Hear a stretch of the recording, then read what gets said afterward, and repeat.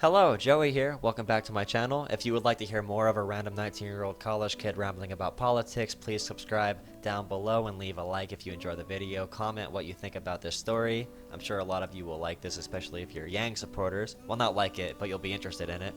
This is a close issue to me. Basically, Pennsylvania, the roads get a pretty bad rap. But the good roads that are funded by turnpikes are actually pretty nice. Now, these turnpikes have workers in them that collect money. You're driving on the highway, you're like, oh boy, I have to pay a toll, like $8, a quarter, $1. It ranges in price depending on where you are. You see the person, say, hey, how are you doing? You give them the money, you go on your way. Now, they want to replace every single one of those workers with a robot by 2021. I believe it's like a $130 million project. It will phase out hundreds of jobs in our state. No more human workers doing this at all. Just machines, either driving past, or they'll have an easy pass system where you have a sensor on your car and they take a picture. In other instances, if you don't have an easy pass of your license plate, they'll send a bill to your doorstep. So what happens to the workers that do not have jobs anymore? They have proposed the obvious solutions that government programs usually propose, retraining programs that they will provide, or just other jobs within the Pennsylvania road system. Our presidential candidates have a couple different viewpoints on this. Andrew Yang's solution is a universal basic income, which gives each American $1,000 a month. Well, every American over the age of 18.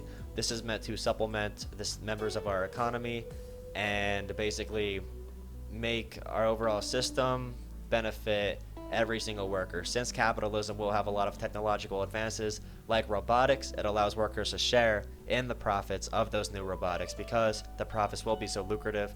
Bernie Sanders proposes a federal jobs guarantee, and you could debate back and forth on which one of those is better for a plethora of reasons. Then we have Elizabeth Warren, who said that automation is a cute story but not true.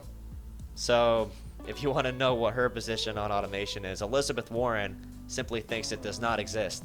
At least Andrew Yang and Bernie disagree on it, but Elizabeth Warren is just in denial. So yeah, Andrew Yang has basically ran his whole campaign around this issue that automation will begin taking American jobs, and he has said that the first jobs to go will be the ones that are repetitive and easy to program into machines. Just like the Turnpike, it's easy to scan cars, it's easy to scan license plates. Whenever the cars have sensors on them, it makes it 1, 2, 3, it's done.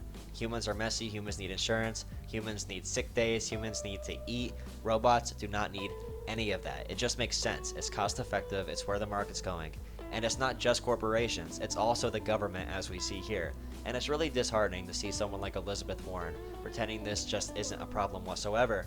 I know a lot of Yang supporters who are really concerned with automation disagree with Bernie Sanders' approach, but at least it's an approach in general. At least there's thought into this whole thing. At least Joe Biden said the word Fourth Industrial Revolution, even though he's copying Yang, and Buttigieg said that he would float a UBI program. Castro said he would float a UBI program. Gabbard said she would float a UBI program. So at least these candidates are thinking about this, and I credit Andrew Yang for getting that conversation started. But now we're seeing it even more and more. Like the self-checkouts were one straw, like okay. And then at McDonald's, the ordering screens, okay. Sheets, the ordering screens, okay. Now we're seeing the turnpikes, 0 humans. And that's a classic thing. You stop for the turnpike, you give someone money. So that's one thing people are going to start to notice a lot, especially if you travel a lot. And people are probably going to like that. They'll see that when they're driving on the road, it's a lot less troublesome, it's a lot less annoying to just drive past and get scanned versus having to stop, find your money, get exact change, and give it to the person. I mean, it just makes sense, and this is the direction we're going in. We can't pretend it's not happening.